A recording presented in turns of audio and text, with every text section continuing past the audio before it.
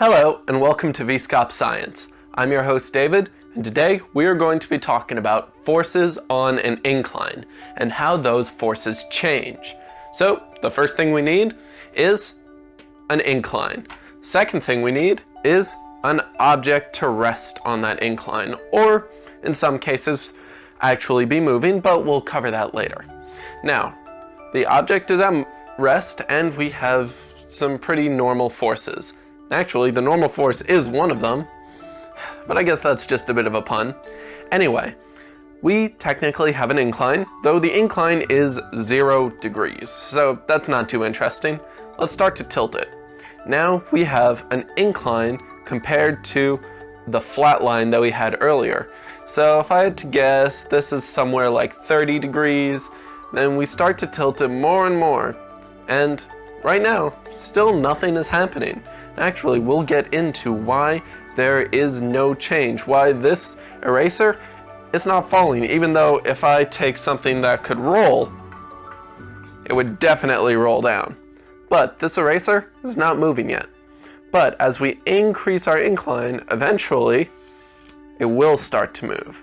Now, we'll get into why that is, but we'll need to talk about free body diagrams. First, let's look at what happens when our incline is at 0 degrees, or in other words, when we have a horizontal surface.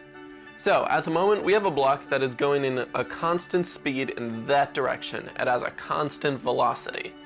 So let's say we have some force that is pushing on it to keep it at constant speed. Well, at the moment, we have an unbalanced force. So let's include that in our free body diagram. We have a force applied that is going to the left.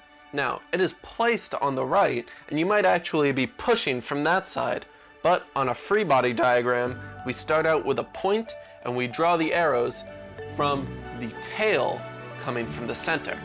So, no matter where you're actually pushing on it from, it would look something like that. Let's make that a little bit thicker. Alright, so we have our force applied.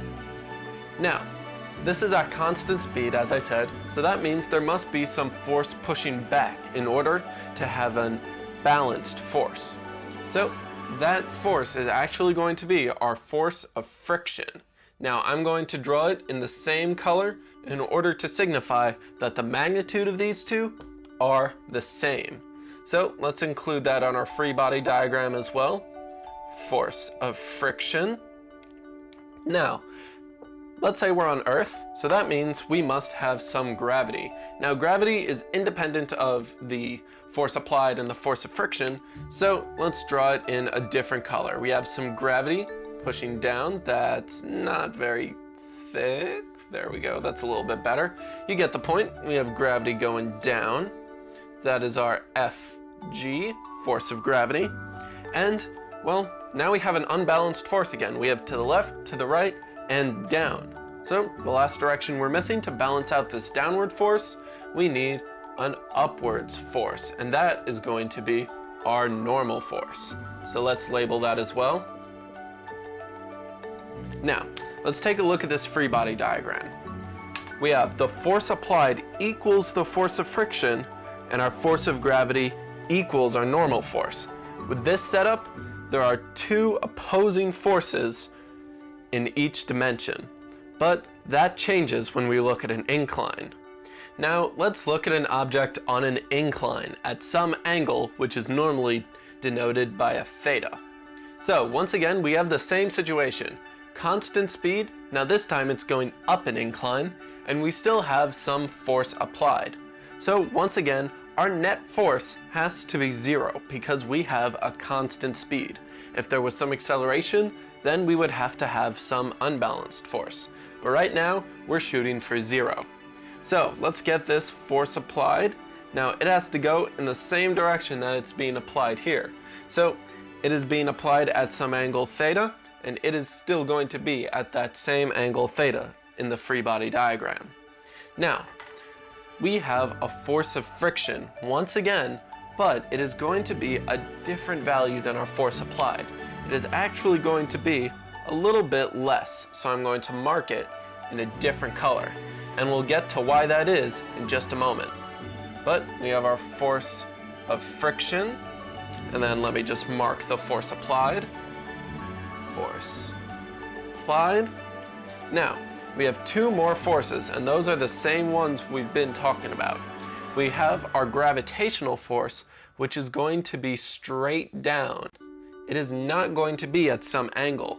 The force of friction is related to the angle, the force applied is related to the angle, but gravity is always going to be down. Now, once again, we still have some unbalanced forces. Now, how do we balance that out? Well, we need our normal force. But our normal force is not just going to be opposite gravity. It is going to be at a perpendicular angle to the surface. So it's going to look something like this, and it's going to come up straight like that. So then we have a right angle between the force applied and our normal force. Let's just label these. And we have a right angle between our normal force and our force of friction. And you'll notice all of these are in different colors.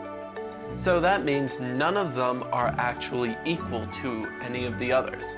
Now, there is a ratio between the normal force and the force of friction, which is the mu, because once again, the force of friction equals mu times the normal force.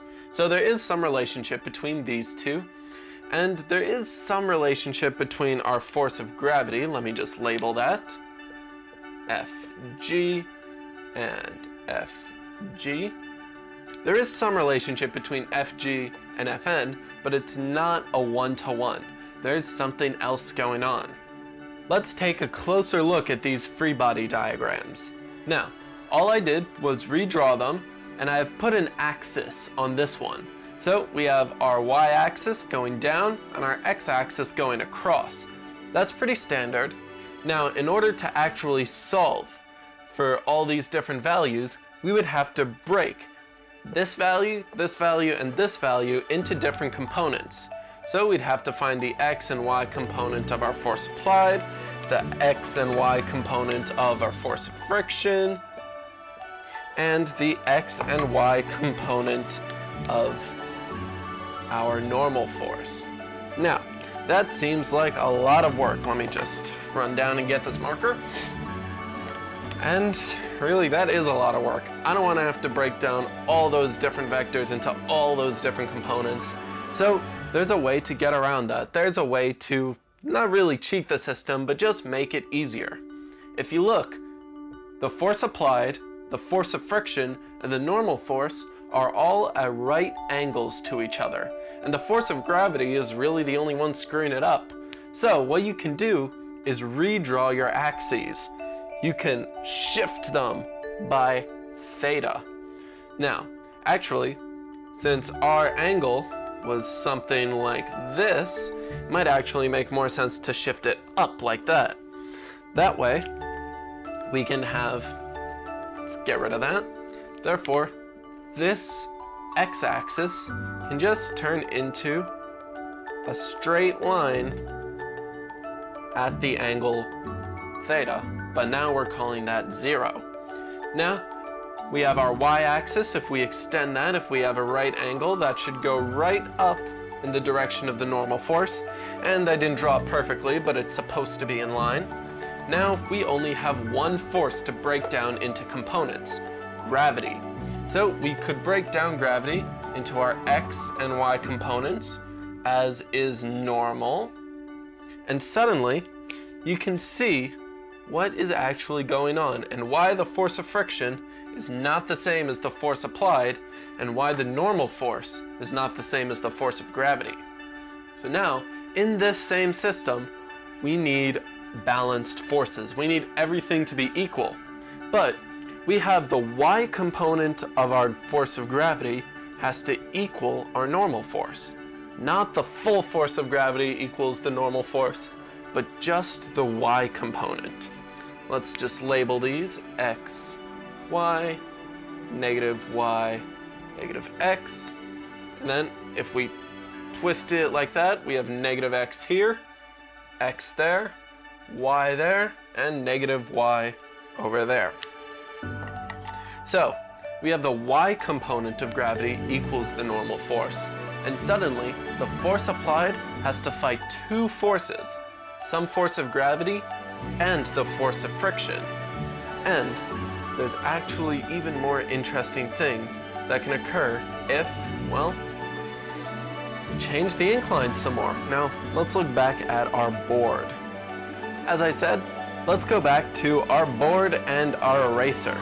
So, right now, we have our normal force equal to our gravity. Everything is acting just as we expected. But as we tilt it, things start to change. Now, let's just get it so it's just not sliding. So now, our normal force is not quite as strong because it's only equal to the y component of gravity. And eventually, that component drops to 0. And that means the force of friction will also drop to 0. Now, let's get the eraser. That's what happens to the normal force. As you increase the angle, it eventually drops to 0. But let's get this balanced again.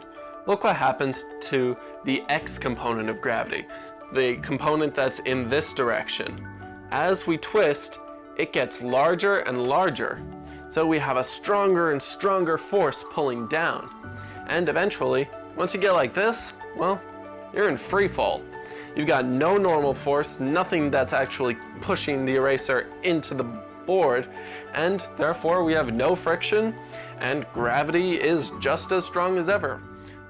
Normally, on an incline at like 45 degrees or something, some of the gravity is wasted by pushing into the board. But if we have a completely straight up and down board, well, that component drops to 0. Now, inclined planes can be pretty complicated, but I hope this breakdown helped you guys out. If it did, let me know in the comments, and it would be awesome if you guys left a like, a subscribe, share, you never know. I just realized I forgot to say, stay cool, stay tuned. Now, I'm not going to hide it. I got that from geography now, and for some reason, I just like it. I guess you could say I had an inclination to do it.